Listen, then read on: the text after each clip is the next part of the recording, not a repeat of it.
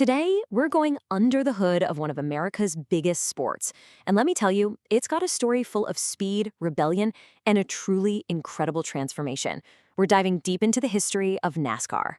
So, what do moonshine runners and a billion-dollar sport have in common? Now, that might sound like the setup for a bad joke, right? But it's actually the key to this whole story. It connects the dusty backroads of the Prohibition era to the massive superspeedways we see today. So here's how we're going to break it all down.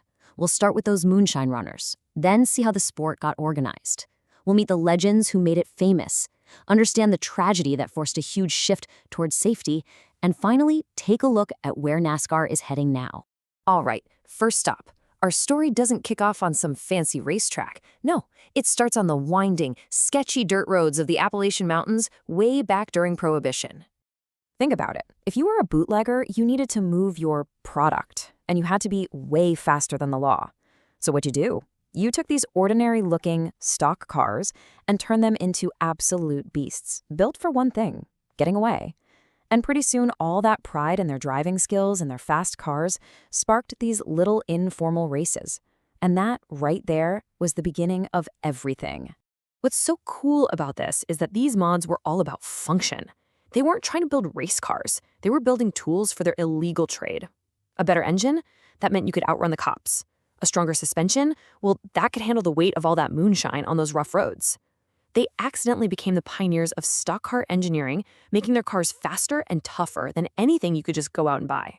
So you've got all these fast cars and really talented drivers, and these local races are just popping up everywhere. But it was a total mess. It was disorganized, it was chaotic, and a lot of the time it was just plain unfair. And this is where a visionary steps in to bring some order to all that chaos. A guy named Bill France Sr., a mechanic and a race promoter, he saw two things. One, the unbelievable passion of the fans, and two, the fact that drivers were getting ripped off all the time by sketchy organizers who just skipped town with the prize money. He knew that if they could just get some standard rules and a system where drivers actually got paid, this little grassroots hobby could become a real professional sport. And believe it or not, it all came together really fast. In late 1947, France gets 35 of the biggest names in the sport together at the Streamline Hotel in Daytona Beach. By February of 48, boom, they have a name and an official organization. And just a year after that, they held the first ever strictly stock race, which is what we now know as the Cup Series. And here's a great piece of trivia for you.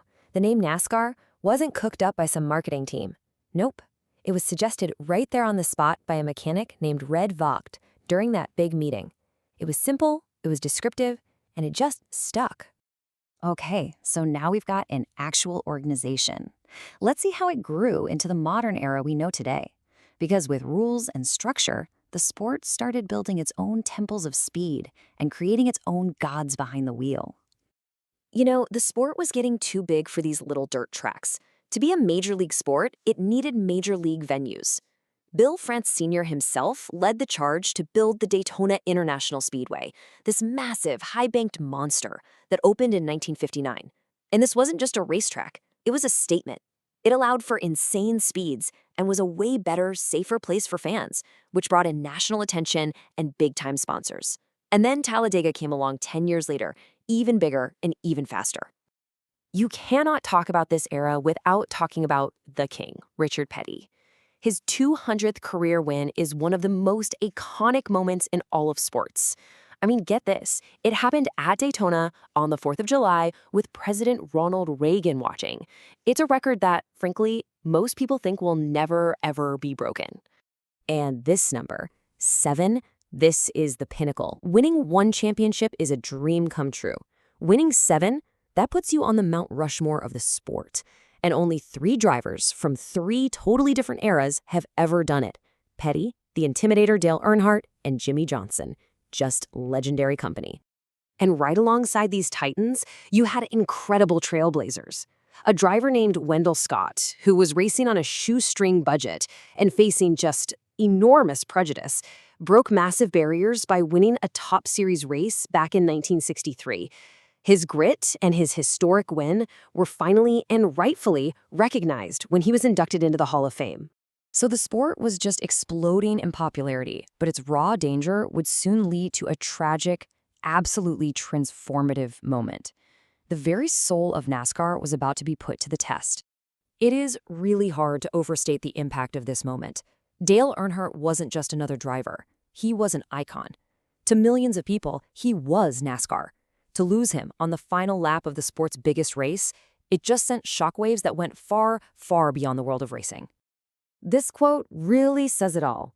The loss of its biggest star forced NASCAR to take a long, hard look in the mirror. Suddenly, the question wasn't just about speed or competition anymore. It was about survival.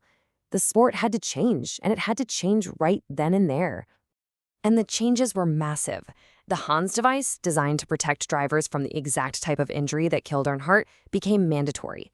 Safer barriers, these energy-absorbing soft walls, were installed at tracks everywhere. And the race car itself was completely re-engineered from the ground up, with driver safety as the #1 priority.